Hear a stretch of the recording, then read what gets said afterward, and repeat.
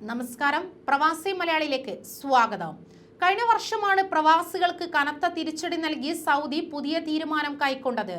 പ്രവാസികളായ തൊഴിലാളികളുടെ തൊഴിൽ പരിജ്ഞാനവും നൈപുണ്യങ്ങളും ഉറപ്പുവരുത്താനുള്ള professional verification programme യോഗ്യതാ പരീക്ഷയാണ് അവർ ഒരുക്കിയത്.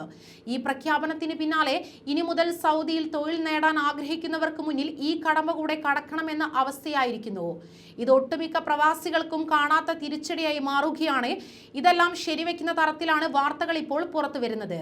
അതായത് പ്രൊഫഷണൽ വെരിഫിക്കേഷൻ പ്രോഗ്രാം യോഗ്യതാ പരീക്ഷയിൽ 7 മാസത്തിനിടെ 14,480 വിദേശ തൊഴിലാളികൾ പരാജയപ്പെട്ടതായി മാനവ ശേഷി സാമൂഹ്യ വികസന മന്ത്രാലയ വക്താവ് സയ്യിദ് അലുഹമാദ് വെളിപ്പെടുത്തിയിരിക്കുകയാണ്.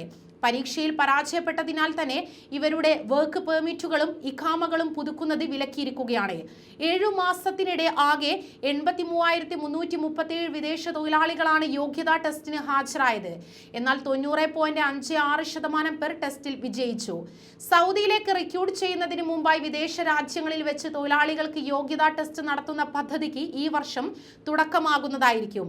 മതിയായ യോഗ്യതകളില്ലാത്ത തൊഴിലാളികൾ സൗദിയിലേക്ക് പ്രവഹിക്കുന്നത് നിർത്താനും സേവന നിലവാരം തൊഴിൽ വിപണിയും മെച്ചപ്പെടുത്താനുമാണ് യോഗ്യതാ ടെസ്റ്റ് പദ്ധതിയിലൂടെ ലക്ഷ്യമിടുന്നതെന്നും മാനവശേഷി സാമൂഹ്യ വികസന മന്ത്രാലയ വക്താവ് ചൂണ്ടിക്കാണിക്കുകയുണ്ടായി. അതേസമയം 8 സ്പെഷ്യാലിറ്റികൾക്ക് കീഴിൽ വരുന്ന 205 തൊഴിലുകൾ ഇതിനകം പ്രൊഫഷണൽ വെരിഫിക്കേഷൻ പ്രോഗ്രാമിന്റെ ഭാഗമായി മാറി.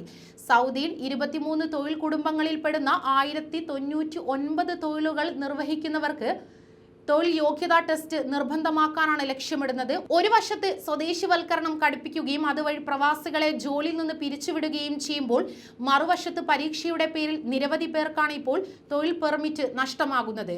ഇത്തരം നിബന്ധനകൾ പ്രവാസികളെ ദുരിതത്തിലാക്കിയിരിക്കുന്നു. ഇനി തൊഴിൽ തേടിയെത്തുന്ന പ്രവാസികൾക്കും ഇത് വലിയൊരു കടമ്പയായി മാറുകയാണ്. കൂടുതൽ വാർത്തകൾക്കായി ഈ ചാനൽ സബ്സ്ക്രൈബ് ചെയ്യുക.